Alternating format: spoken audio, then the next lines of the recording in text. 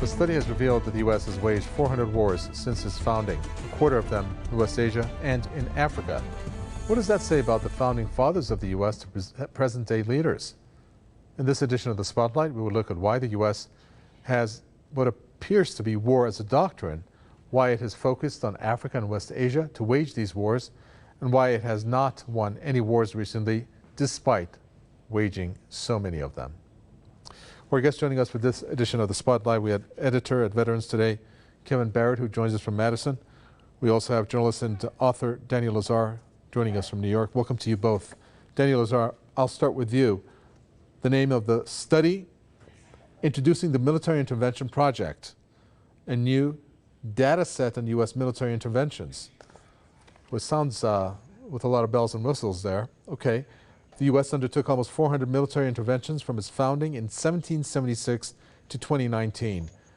It sounds like a lot. The research we did supports the numbers. Then the question comes about, why is the U.S. relying on military interventions in such a way, or executing it, I should say, in such a way? Well, that's about one intervention every 8 months when you consider the U.S. has been around for about 250 years or so. Yeah, the U.S. is a state. It's very aggressive. It's violent, like all states are violent. But this violence has certainly exploded since World War II, when the U.S. stepped forth and emerged as the leader of the global crusade against communism. And then it took another leap upwards in 1991, when the Soviet bloc collapsed, and the U.S. was the last superpower left standing. So the U.S. did its best to assert its global hegemony across the world, and that meant a dramatic increase in military conflicts. And then there was yet another increase after 9/11. When the U.S., stepped up its military warfare, and especially with regard to the Middle East, started pouring arms into the region, fostering war, invading it itself, of course, and essentially bringing about chaos from one end of the region to the other. Let's go to what you pointed out there, Daniel Lazar, and I'll ask you, Kevin Barrett, about back in 1991 when the Soviet Union collapsed, the U.S. was left to be the dominant military power. Why then was there an increase in the military interventions? Why wasn't there a decrease? What led the U.S. down that path? Yeah, that's an interesting question. I remember back then that there was a widespread feeling that Americans and the world would be getting a peace dividend. We look forward to a big reduction in government expenditures, big reduction in taxes, and an enhanced civilian economy. And somehow that didn't happen.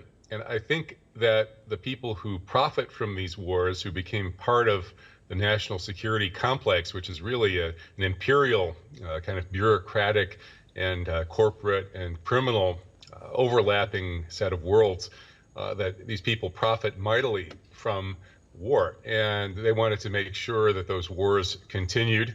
So they began pretty half-heartedly in the 1990s with interventions in Eastern Europe and things like that, continuing to rain death on Iraq by killing Iraqi children through sanctions, things like that. But I think they recognized that that wasn't sustainable because of the general tenor of public opinion in the U.S., which has always followed George Washington's dictate that the U.S. should never be involved in foreign quarrels. And indeed, the founding fathers believed there should only be a military that gets called up in the event of the U.S. being attacked and invaded externally, as happened in the War of 1812. Of course, that set of beliefs of the public has never really matched reality very well. But I think they had to change that, and so that's why we got the September 11th, 2001 New Pearl Harbor. That was a false flag event that was modeled after the original Pearl Harbor, which had been the Japanese attack on Pearl Harbor that was actually orchestrated by an 8-point plan put together by the Roosevelt Brain Trust under supervision of British intelligence. And that the Pearl Harbor scam was used to turn around 80% plus U.S. public opinion against entry into World War II. And suddenly, overnight, the entire American public, with a very, very few exceptions, welcomed U.S. involvement in World War II. And then that mentality continued after the war and allowed for this vastly increased level of militarism. So they did the same thing in 2001. They created a new Pearl Harbor, which indeed the very defense intellectuals who orchestrated this had actually openly yearned for in a September 2000 document called Rebuilding America's Defenses. They basically called for a new Pearl Harbor. And so then they got it when their operatives blew up the World Trade Center with explosives and attacked the Pentagon, blamed it on Muslims, which was completely false. Those 19 guys they blamed were not even on the planes. At least there's no evidence that they were. So that event, that great deception, was used to condition the American public, just as Pearl Harbor conditioned them to believe that they had to go out and try to rule the world in order to not be vulnerable to the surprise attack. The same mentality reigned after September 11th, and Americans became completely irrational, gave up their desire for a peace dividend, gave up whatever remnants of belief in George Washington's foreign policy they had, and so the imperial warmongers were free to double their military budget, to increase their biological warfare budget by 10,000% in the wake of the false flag anthrax attack by the U.S. biodefense sector on the U.S. Congress, and do everything that they've done since then, which is essentially turn the U.S. into the most criminal militaristic dictatorship that's ever existed. Well, I'd like to find out how we got to that point. And well, Daniel Lazar, it's hard to really try to follow the way that this transpired. But I'm going to go along the lines of the number of U.S. military bases, which is roughly around 800. Where did this number and how did this number really come about? I mean, you go through year by year, and there's a think tank of some kind, or it's deep inside the Pentagon. Let's have a U.S. base here. Let's have one over there. How does it get to be to the point where there's so many of them, and for the U.S. to have the biggest military spending, or not defense, military spending of around roughly $800 billion? How did the U.S. get to that point? Well, let me just begin by saying that Kevin Barrett is a friend of mine. I like him very much, but I disagree with him profoundly about Pearl Harbor or 9/11. Pearl Harbor was an attack by the Japanese, and 9/11 was truly an attack by Al-Qaeda. Al-Qaeda's origins are tied up with the U.S. Sponsored war in Afghanistan, but that attack was quite real. It was not carried out by American operatives of any sort. And as for why there are evidence against those innocent 19 men, and as to why there are 800 bases around the world. Well, after 1991, the U.S. became the global hegemon, and it felt it was its responsibility to patrol the entire globe.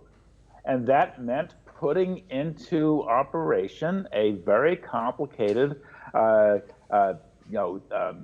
structure of military domination. And that involved 800 bases or so, give or take 50, around the globe.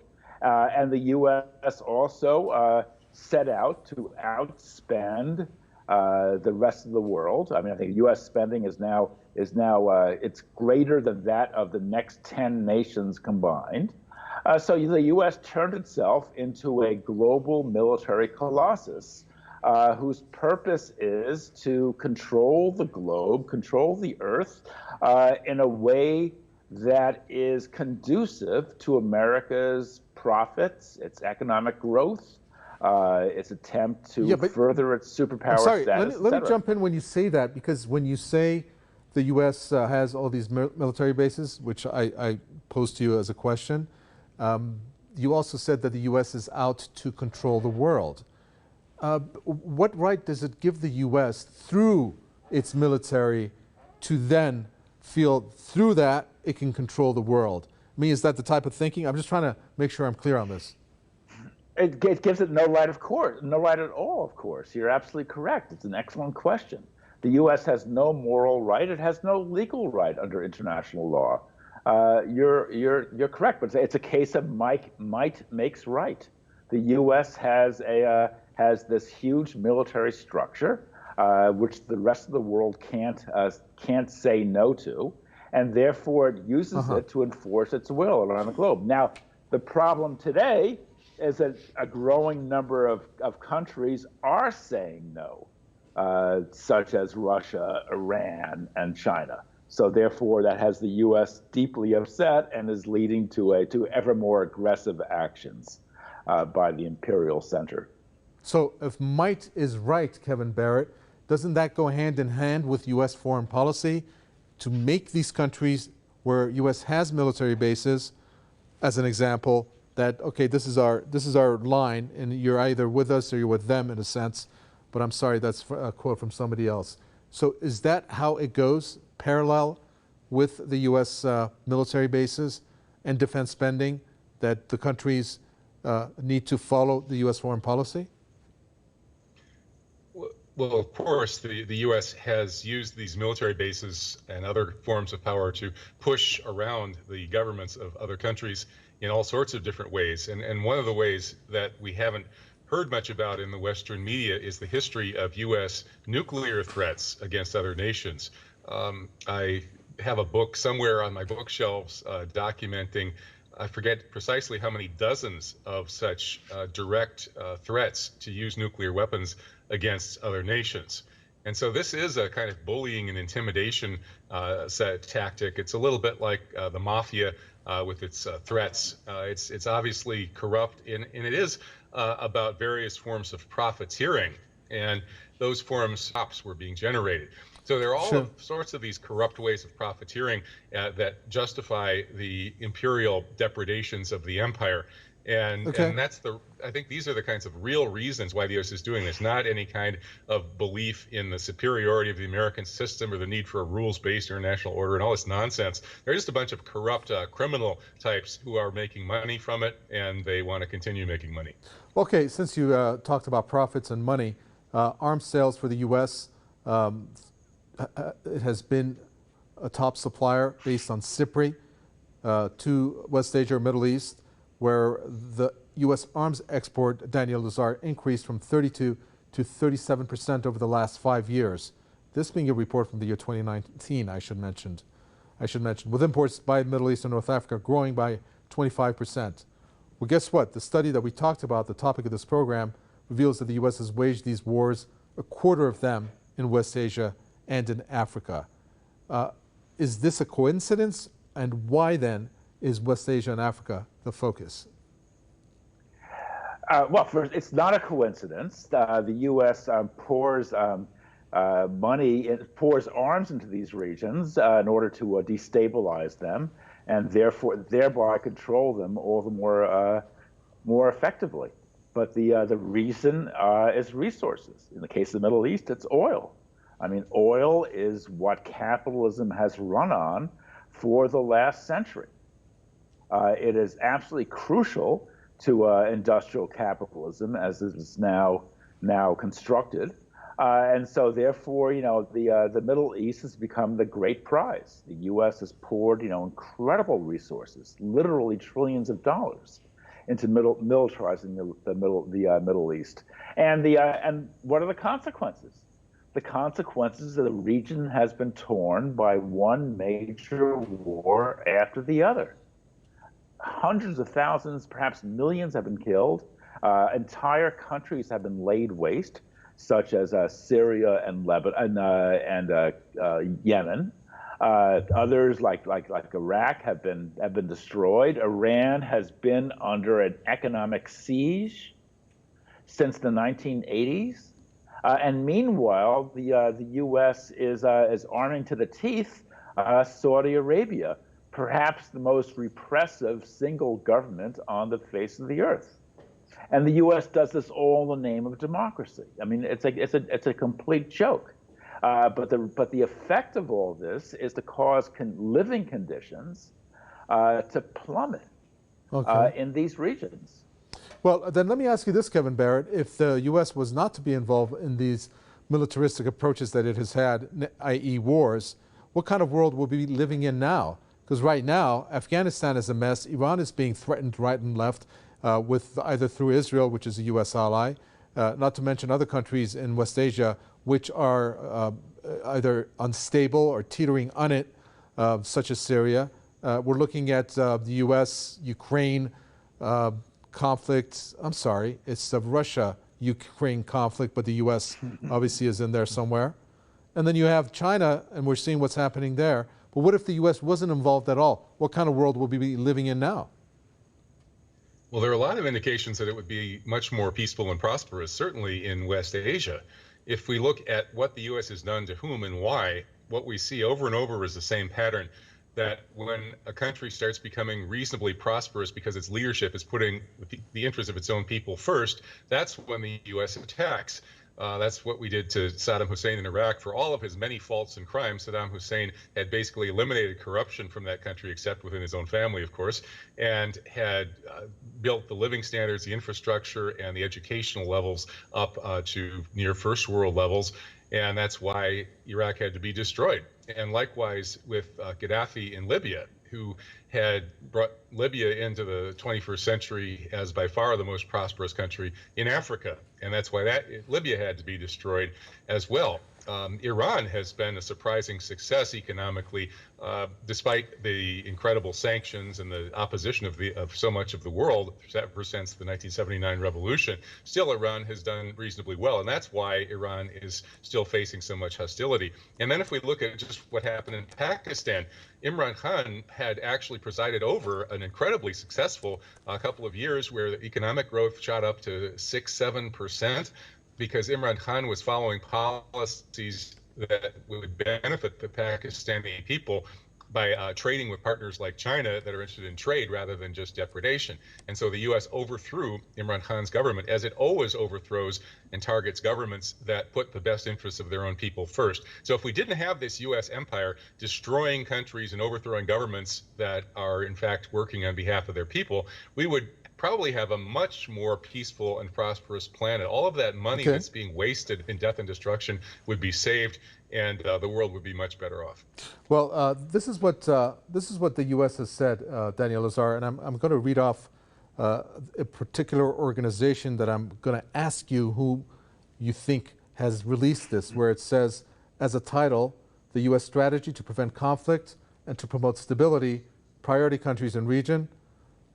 The U.S. government is moving forward in the spirit of partnership with countries and a regional grouping of countries to implement the 10-year U.S. strategy to prevent conflict and to promote stability. Can you guess what organization has actually stated that? I would suggest the National Security Council. USAID. USAID. Exactly. Okay, yeah, but from the American classic. people. So they're using this organization, and this is their line, but we know that USAID has been involved in regime change operations in Cuba, in Russia, and perhaps elsewhere. Cuba and Russia distinctly stand out. Yes. But this is the way America works. I mean, America sees itself as the font of justice and rightness. Everything America does is by definition right. Even when America makes mistakes, it's because it's too good. It's trying too hard to make the world a better place. So occasionally it oversteps. But in general, the fundamental assumption across the entire political spectrum, across the entire corporate press, is that America is good, it is just, it is correct. It is a country that is trying its best to make the world a better place. And so therefore, yes, when it wages war, it's really trying to wage peace. And it's only because other countries oppose its peacemaking efforts that war results. I mean, it's completely narcissistic reasoning, but that is how America works. That is the basic mental function of U.S. society in general. All right. Unfortunately, we're fresh out of time. I'm going to thank our guests. Thank you for your input there, Daniel Lazar, journalist and author from New York. Kevin Barrett, thank you so much, editor at Veterans Today, who spoke to us from Madison. And with that, we come to an end for this edition of The Spotlight. Thanks for tuning in. Find a repeat on our website, presstv.ir. From Ikawa Tavway and the team, it's goodbye until next time.